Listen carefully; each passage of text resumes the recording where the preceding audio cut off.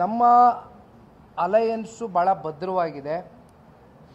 ಕೇಂದ್ರದ ನಾಯಕರುಗಳು, ಅದರಲ್ಲೂ ಭಾರತೀಯ ಜನತಾ ಪಾರ್ಟಿಯ ನಾಯಕರುಗಳು ಸನ್ಮಾನ್ಯ ಶ್ರೀ ದೇವೇಗೌಡರು ಸಾಹೇಬರಿಗೆ ಎಷ್ಟು ಗೌರವಯುತವಾಗಿ ನಡೆಸ್ಕೊಳ್ತಾ ಇದ್ದಾರೆ ಅಂತಕ್ಕಂಥದ್ದನ್ನು ಬಹುಶಃ ತಾವೆಲ್ಲರೂ ಗಮನಿಸಿರ್ಬೋದು. ಅಷ್ಟೇ ಅಲ್ಲ, ಇವತ್ತು ಈ ದೇಶದ ಗೌರವಾನ್ವಿತ ಪ್ರಧಾನಮಂತ್ರಿಗಳು ಶ್ರೀ ನರೇಂದ್ರ ಮೋದಿಜಿಯವರು ಸನ್ಮಾನ್ಯ ಕುಮಾರಣ್ಣ ಅವ್ರನ್ನ 2 ಬಾರಿ ಅವರು ಆಡಳಿತವನ್ನು ಮಾಡಿದಂಥ ಸಂದರ್ಭದಲ್ಲಿ ಈ ರಾಜ್ಯದಲ್ಲಿ 20 ತಿಂಗಳು ಒಮ್ಮೆ, 14 ತಿಂಗಳು ಮತ್ತೊಮ್ಮೆ ಅವರು ಕೊಟ್ಟಿರ್ತಕ್ಕಂಥ ಜನಪರವಾದಂಥ ಕಾರ್ಯಕ್ರಮಗಳು, ಬಹುಶಃ ಅವರ ಅನುಭವವನ್ನು ಇವತ್ತು ರಾಷ್ಟ್ರ ಮಟ್ಟದಲ್ಲೂ ಕೂಡ ಇವತ್ತು ಅದನ್ನು ಉಪಯೋಗ ಆಗ್ತಕ್ಕಂಥದ್ದು ಆಗಬೇಕು ಅಂತಕ್ಕಂಥ ಹಿನ್ನೆಲೆಯಲ್ಲಿ 2 ಪ್ರಮುಖ ಖಾತೆಗಳು ಇವತ್ತು ಸನ್ಮಾನ್ಯ ಕುಮಾರಣ್ಣ ಅವ್ರಿಗೇನು ಕೊಟ್ಟಿದ್ದಾರೆ.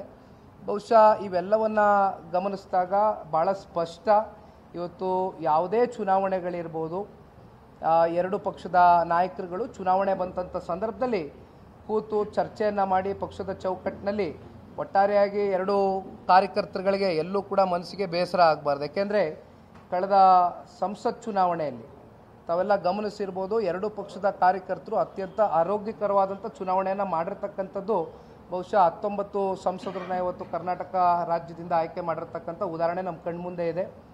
ಇದೇ ರೀತಿ ಮೇಲ್ಮಟ್ಟದ ನಾಯಕರಷ್ಟೇ ಅಲ್ಲ, ಇವತ್ತು ತಳಮಟ್ಟದ 2 ಪಕ್ಷದ ನಿಷ್ಠಾವಂತ ಕಾರ್ಯಕರ್ತರಿಗೂ ಕೂಡ ಅವರು ಏನು ಹೇಳ್ತಾರೆ ಅಂತಕ್ಕಂಥದ್ದು ಎಲ್ಲವನ್ನು ಕೂಡ ಪರಿಗಣನೆಗೆ ತಗೊಂಡು, ಜೊತೆಗೆ ಅಂತಿಮವಾಗಿ ಚುನಾವಣೆ ಬಂದಂಥ ಸಂದರ್ಭದಲ್ಲಿ ತೀರ್ಮಾನವನ್ನು ಕೇಂದ್ರದ ನಾಯಕರು, ರಾಜ್ಯ ನಾಯಕರು ಮಾಡ್ತಾರೆ.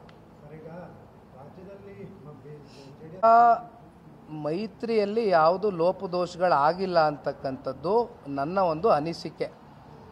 ಏನಾದ್ರೂ ಎಲ್ಲಾದರೂ ಆ ರೀತಿ ಲೋಪದೋಷಗಳಾಗಿದೆ ಅಂತಕ್ಕಂಥದ್ದು ಯಾರಲ್ಲಾದರೂ ಭಾವನೆಗಳಿದ್ದರೆ ಬಹುಶಃ ಮುಂಬರ್ತಕ್ಕಂಥ ದಿನಗಳಲ್ಲಿ 2 ಪಕ್ಷದಿಂದ ಒಂದು ರಾಜ್ಯ ಕೋರ್ ಕಮಿಟಿಯನ್ನು ಮಾಡ್ತಾರೆ. ಯಾವುದೇ ತೀರ್ಮಾನಗಳು ತಗೊಳ್ಬೇಕಾದ್ರೂ ಭಾರತೀಯ ಜನತಾ ಪಾರ್ಟಿಯ ಪ್ರಮುಖ ಕೋರ್ ಕಮಿಟಿ ಸದಸ್ಯರು ಇರ್ಬೋದು, JDSನ ಕೋರ್ ಕಮಿಟಿ ಸದಸ್ಯರು ಇರ್ಬೋದು, ಸಮನ್ವಯ ಒಂದು ಕೊರತೆ ಎಲ್ಲೂ ಕೂಡ ಆಗದೇ ಇರತಕ್ಕಂಥ ನಿಟ್ಟಿನಲ್ಲಿ ಸಮನ್ವಯತೆ ಕಾಪಾಡ್ತಕ್ಕಂಥ ದೃಷ್ಟಿಯಲ್ಲಿ ಮುಂದಿನ ದಿನಗಳಲ್ಲಿ ತೀರ್ಮಾನ